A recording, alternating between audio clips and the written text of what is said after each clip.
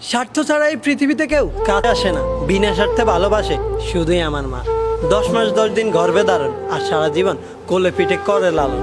মা মানেই সন্তানের জন্য আরেকটা পৃথিবী, মা মানেই অনেকটা শাসন আর অফুরন্ত ভালোবাসা।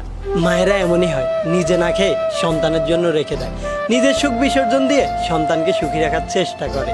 মা কখনো ক্লান্ত হয় না, সন্তান এবং পরিবারের সুখের জন্য সারা জীবন কষ্ট করে যায়।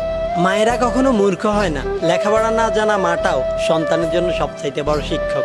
বয়সের বারে নুয়ে পড়া মাটাও সন্তানের অসুখ হলে সারা রাত বিছানার পাশে বসে সেবা করতে ভুল করে না। নিজের প্রেশারের ওষুধ খেতে ভুলে গেলেও সন্তানের অসুখ হলে ঠিকই মনে করে 3 বেলা ওষুধ খাইয়ে দেয়। দেখতে কালো মেয়েটিও তার মায়ের কাছে দুনিয়ার সবচাইতে বেশি সুন্দরী, একেবারে কুৎসিত ছেলেটিও তার মায়ের কাছে রাজকুমার। মা ছাড়া দুনিয়াটাই অন্ধকার। মা শুধু একটি শব্দ নয়, মা মানে একটি পৃথিবী। মা মানে এক অদম্য যোদ্ধা, যে পরিবারের উন্নতির জন্য দিনরাত যুদ্ধ করে যায়। মা শুধু মাই হয়, মায়ের তুলনা কারোর সাথে সম্ভব নয়। তাই তো উপরওয়ালার কাছে শুধু একটাই চাওয়া, ভালো থাকুক পৃথিবীর সকল মা।